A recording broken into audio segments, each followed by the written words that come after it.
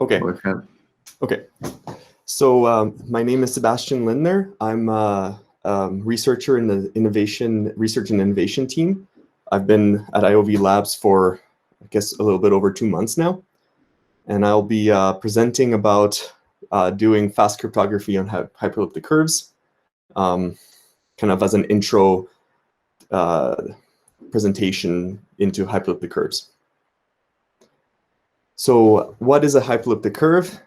It's a mathematical object with good cryptographic properties. The simplest type of hyperelliptic curve is an elliptic curve, and I think most of you have heard of that before.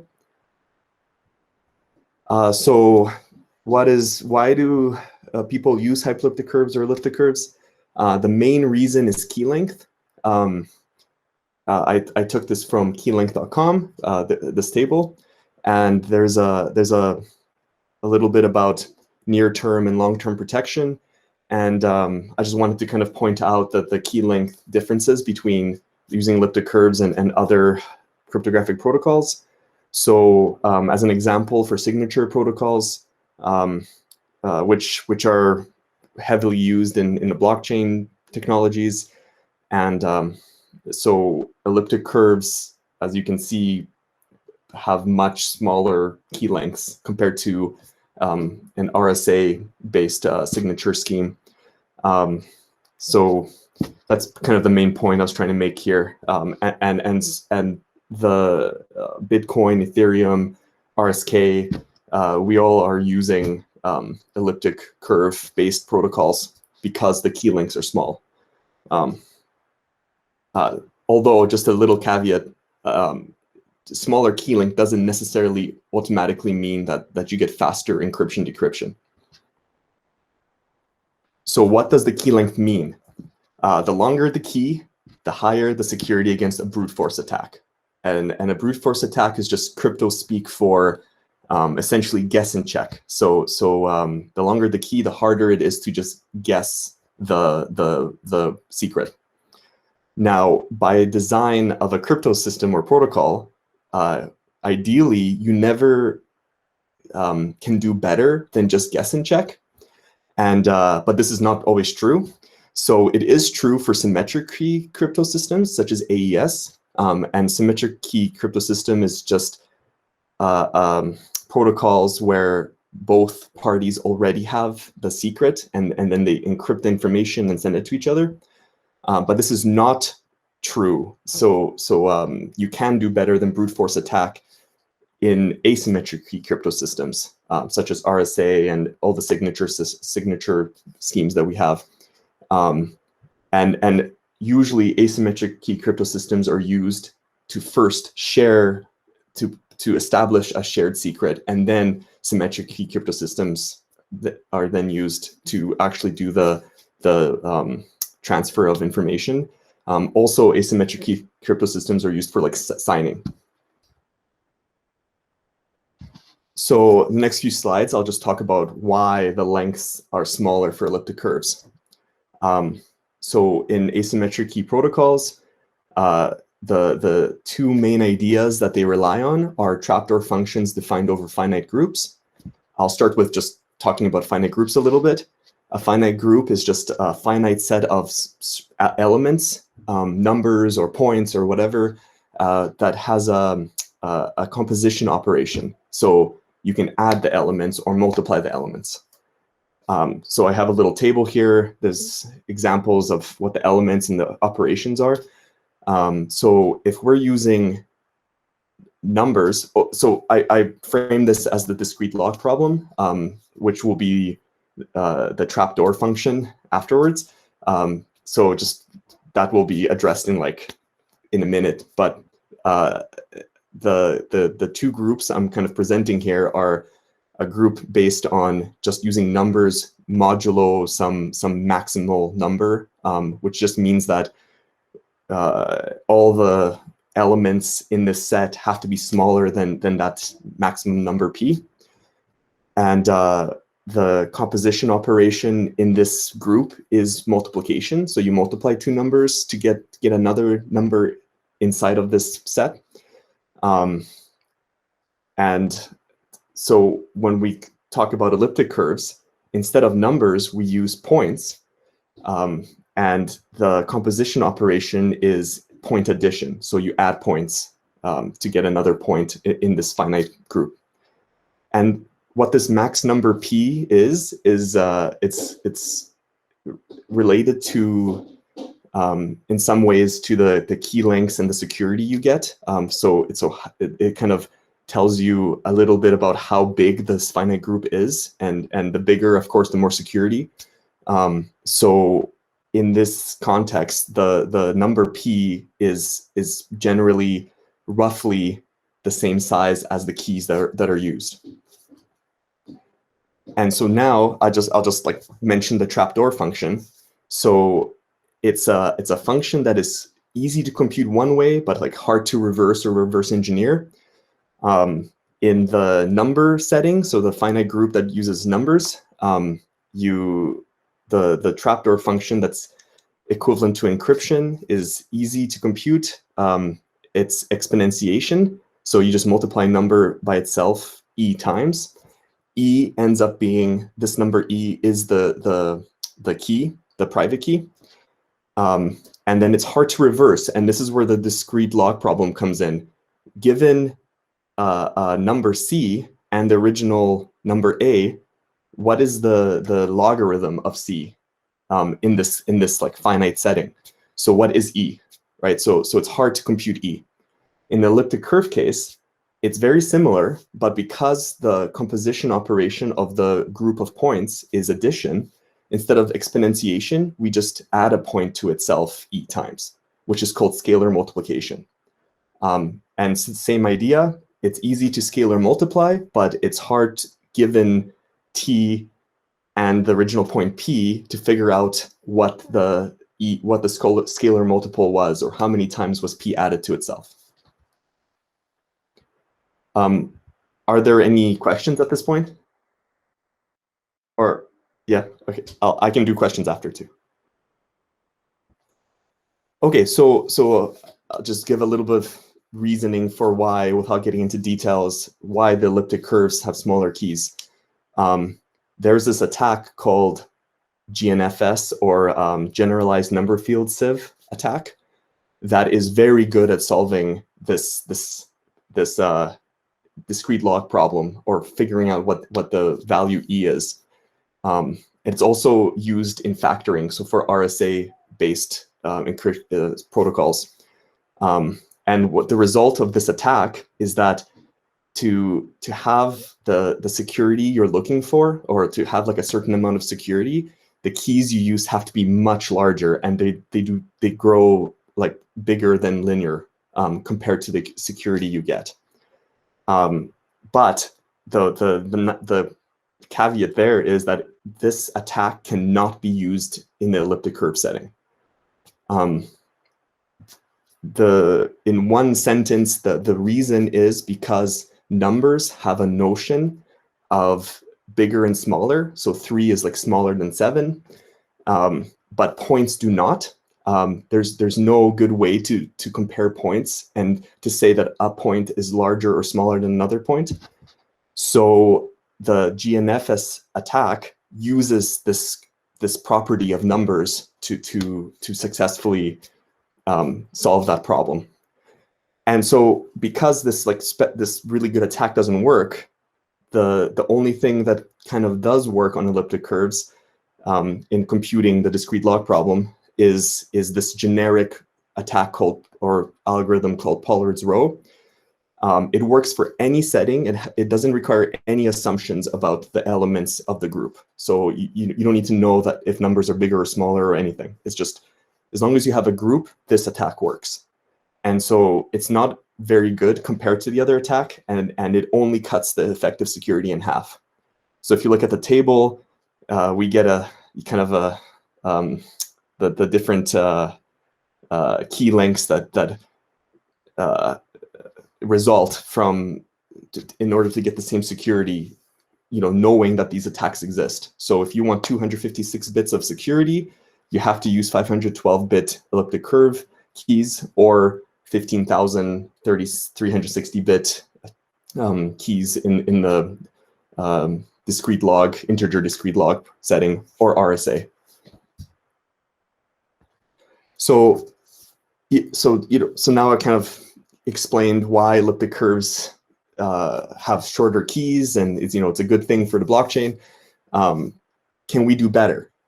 And so when we talk about the key length, we probably cannot, because that attack that I mentioned, the Pollard's row, is completely generic. So unless there's like some totally new crazy thing that comes out, equivalent to like quantum computers coming out, we probably can't.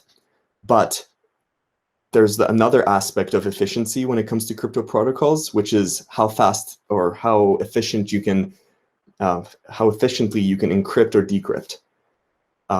So compared to elliptic curves, there actually are speed records that exist for something called Genus II curves, which are a generalization of elliptic curves, and they are hyperelliptic curves. So at this point, I will kind of just give a little introduction to hyperelliptic curves.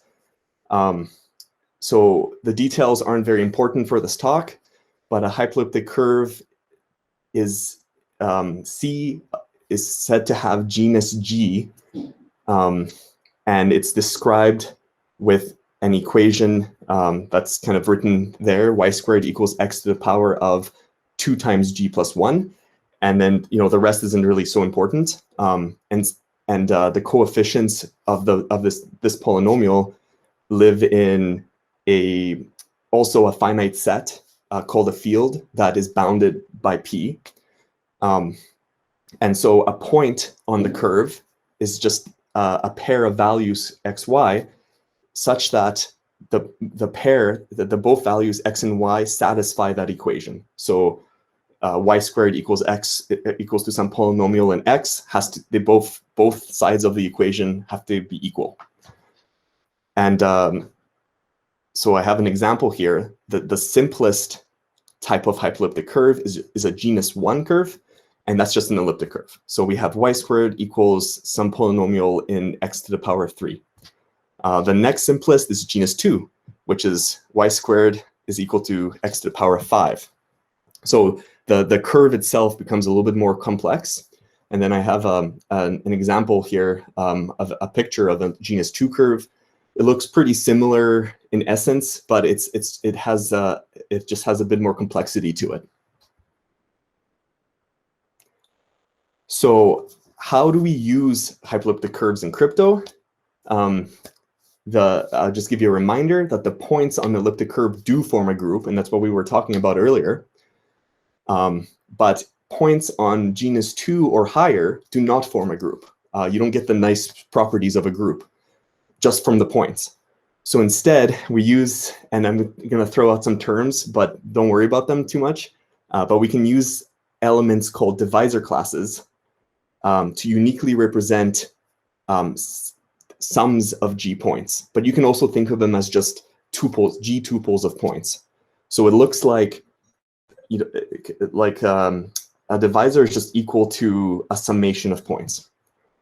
And so in genus II, you would have just 2 points that make up a divisor. So these elements, these divisor classes, are elements of something called the divisor class group of a hyperelliptic curve. And that is the group that the crypto is based on for the discrete log problem. And so the elements are these G tuples. So in the genus II case, they're tuples. In the genus III, they'd be triples of points. And the composition operation is also just adding these points, these tuples or G tuples of points. So I have an example here as well. Just to show, I have a divisor class D1, and it's just the pair of points P1, P2. And then I have another divisor, it's the pair of points Q1, Q2. So it's just pairs of points are the elements instead of a single point. And then, just to make it perfectly clear, in the case of elliptic curves where G is equal to 1, there is only 1 point in a 1 tuple. So nobody uses this terminology, and we just call them points. And right, so we skip all this extra stuff.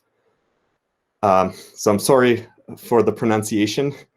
¿Cómo sumamos tuplas de puntos? So how do we add points? Tuples of points. I'll just remind you guys of the Genus I setting. So you take the 2 points that you're trying to add, in quotation marks. You compute the linear polynomial between the 2 points. So it's just a line.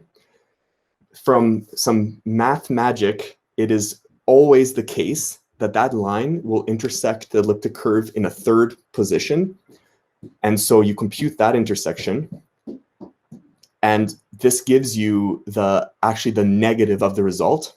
And then you just have to compute the reflection over the x-axis. So you essentially minus it to get the actual point that the original 2 points add up to.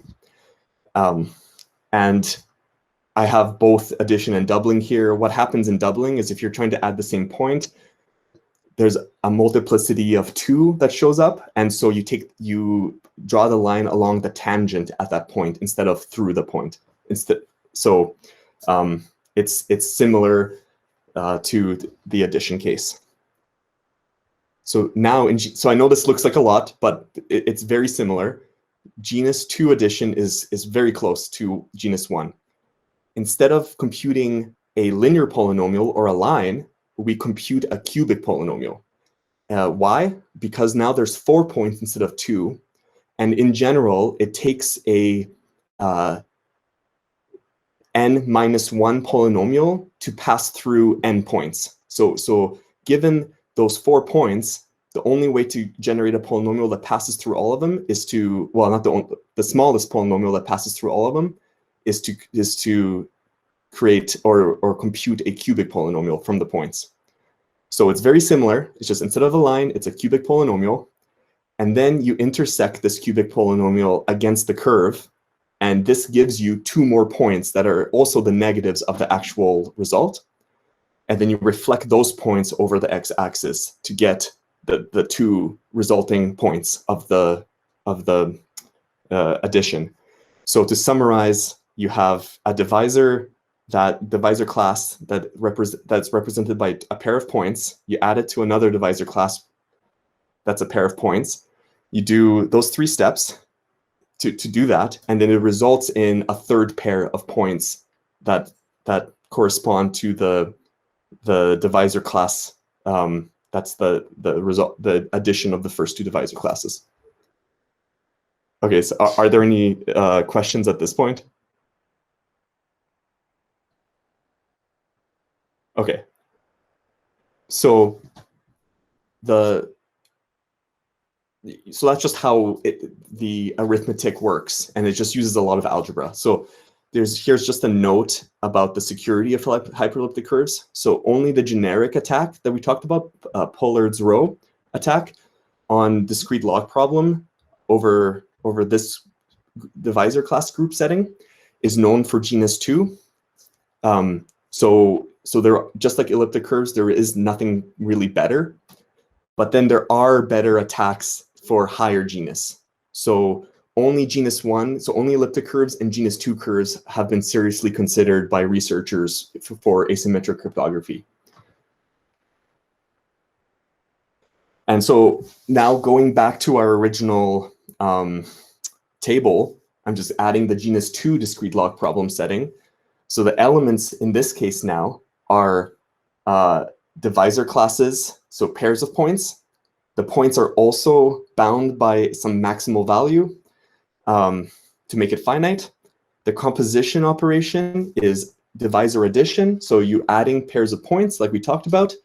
But the big difference now that makes this Genus II setting seem good for efficiency is that the maximal value P is now only roughly half the size of the key length. So what does this mean? It's a square root of the actual number. So if you have a 16-bit number that looks like 65,000, close to 65,536, a number that's half the size in bits is up to 256 only. So you get a huge reduction in the size. Now, the people following might go, well, that's great, but the complexity of dealing with cubic polynomials and all the higher degree computations of polynomials involved in the arithmetic will offset that, right? Like, even though the numbers are smaller, all the algebra is much more complex. Well, oh, sorry. So before we get to that, I just wanted to kind of show that the trapdoor function is the same essentially, but you're using divisors instead of points as an elliptic curve case. So you do scalar multiplication and add a divisor to itself e times. That's the easy to encrypt way, and then the hard is to compute the discrete log, which is given the result, what was e, what was the number of times that the divisor was added to it. Okay. Okay, so there's a lot going on here, but I will just summarize. Elliptic curves have relatively simple algebraic operations, but the numbers used in the algebra have roughly the same size as the key in bits. The Genus II arithmetic is more complex. We use higher degree polynomials, but there's been, last 20 years, very advanced mathematics applied to doing this arithmetic, way more advanced than it should be, but the applications kind of justify it. And then as well, numbers used in the Genus II arithmetic setting are about half the size. So having kind of that in mind, this table here is research from Microsoft from a few years ago. They went ahead and implemented in the fastest way possible, down to counting clock cycles on an Intel processor. So the very last row is the number of clock cycles in thousands of all the different curves that are kind of have been proposed or looked at in research. And so I personally kind of put I wanted to emphasize these two groups of curves. I think these are the only ones that really matter, because the curve 25519 is constant time. So what that means is that you can't use side channel attacks. And so really it's kind of considered to be the one that's the best and should be used for elliptic curves. So that's in the orange box. In the blue box are the Genus II equivalents. So all these Kummer curves also are constant time, and they're actually generalization of what is done in curve 25519. And so taking these secure and pretty fast implementations, if you look at the clock cycles, they're actually quite a bit faster for the same security level. So the fastest implementations in when it comes to elliptic curves and Genus II curves are actually for Genus II, and this is of course the amount of time in clock cycles it takes to encrypt or decrypt yeah. So, and I wanted to, I guess, also remind you that this doesn't deal with key lengths themselves. They're always 256 bits. We're just talking about the values that are computed within the math. When I talk about the size of the numbers relatively for both elliptic and curves in Genus II. Okay. So just to kind of finish the motivating hyperelliptic curves a bit, is higher genus. So we saw that Genus II and Genus I are really good for asymmetric cryptography, for short key sizes. Is there any good applications for higher genus? The answer is yes. So one of the few or many that are kind of being researched right now is called verifiable delay functions. The basic idea is that you can prove to other people that you spent a certain amount of time running a function, and then you can do it in a way that the person you are proving it to can check quickly, so verify quickly. VDFs have many uses on the blockchain. They can be used for sources of randomness, resource-efficient consensus, so proof of stake, proof of storage, proof of space. They can be used for like storage or file storage. There's many more. And so there's a large interest in the blockchain community to establish an industry standard. So recently, hyperelliptic curves of Genus III and higher have been proposed as an efficient setting for implementing these new protocols, verifiable delay functions. So just a note on this protocol, the security is not based on the discrete lock problem like in asymmetric cryptography. Instead, it's based on keeping the size of the groups a secret.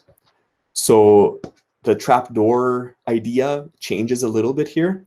The easy computation is generating a group of unknown size, right? So the finite group, we don't want to know how many elements are in it. And then the hard kind of reverse engineer is literally trying to count the number of elements in the group. And so with hyperelliptic curves, it says to generate a group of unknown size, it's as easy as picking a random curve as long as it's defined over a large enough finite set. And then there are like divisor class or point counting algorithms that try to attack this security assumption. So the divisor class, the big thing with Genus III is that the divisor class counting algorithm that computes the size of the group of a hyperelliptic curve is actually pretty inefficient or really inefficient compared to Genus I and II. But this is still ongoing research, and so it's not for sure. Oh, I think I deleted a slide. Shoot. Okay. Don't worry, it's okay.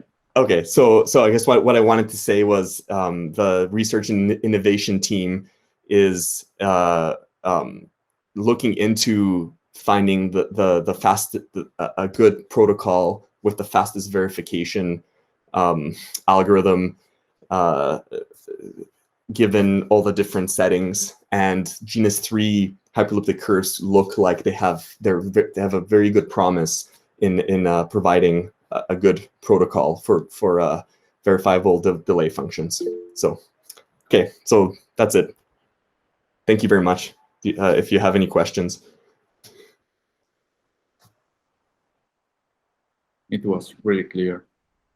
Okay.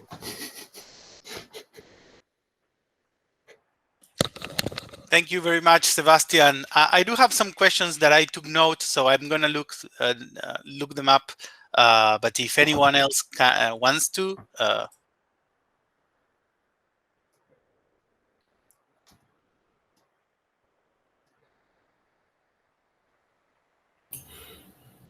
Sergio, you mute. yes, I was looking for my notes where I took note of my questions, but I cannot find them. So if anyone else wants to question, I have one. Okay.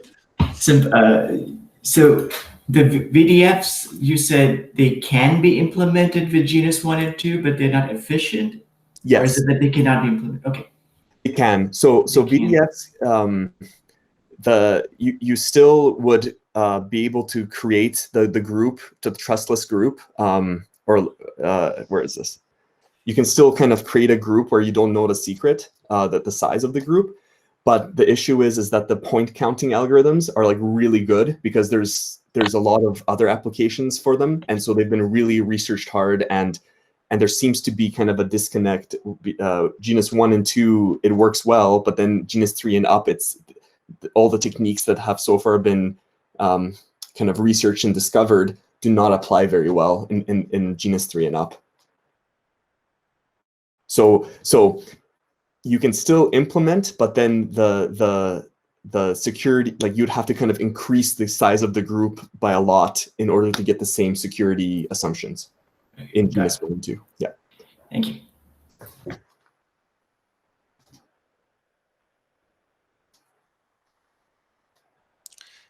One question. Is there any difference between these groups related to pairings, like BLS, on these groups? Yes. So I haven't looked at this very deeply at all, but almost, well, all the pairing based theory, pretty much all the theory that applies to elliptic curves, it does get can be generalized and has been in a lot of ways. But what happens is as the genus goes up, there's a lot of new and unknown attacks that come up because there's a lot of extra structure to the higher genus curves, and they have relationships to lower. Yeah, okay, I won't get into it, but there's essentially everything's been generalized. But the issue and why people are afraid of using higher genus curves in general is that the complexity kind of allows for more attack vectors, and so there could be attacks that no one knows about yet. And there's been shown that there is a lot of attacks that happen in Genus III and up that provably can't be used in Genus I and II. Thank you. I have another question. You showed a table with the times measuring CPU cycles. Is the state-of-the-art implementation of hyperelliptic curves reach the state-of-the-art of implementation in elliptic curves? Like, can we really say that this is the record of hyperelliptic, or we are just in the beginning of that? So this is the state-of-the-art. Microsoft did this, and then kind of people stopped going for it. So this was like, I guess 8 years ago now. Oh. Yeah. So this is like this has been known for a long time. And I personally believe that the reason things haven't changed is just because the standards are set by NIST and everything takes a long time, and people don't want to be just in case using non-standard protocols. Okay. Yeah. But it could be the case that implementations are even faster than the results from Microsoft. Okay, I see what you mean. Yes, it could be. It could be, yes. And I spent the last 8 years of my life trying. Yeah. Okay. Yes. Yeah.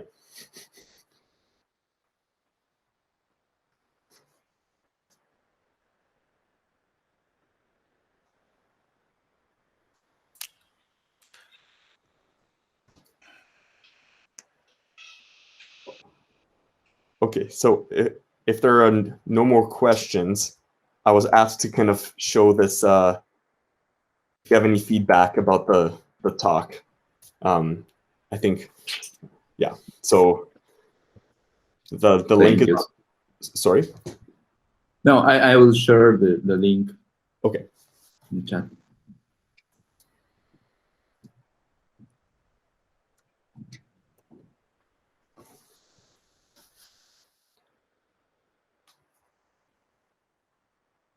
I'm so sorry about the last slide not being there.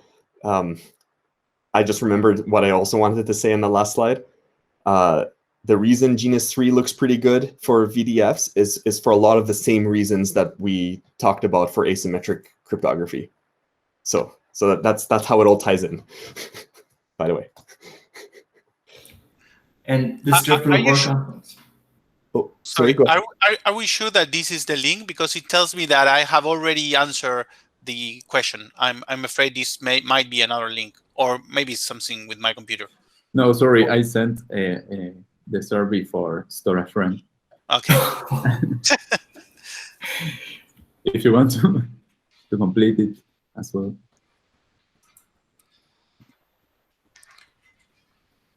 Okay.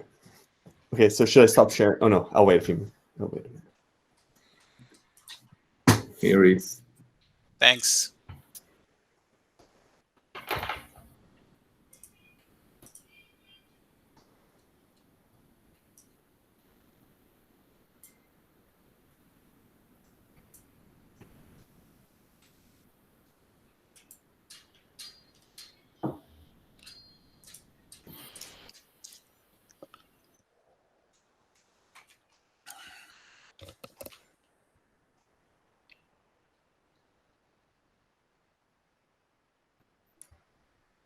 Okay, can I stop sharing?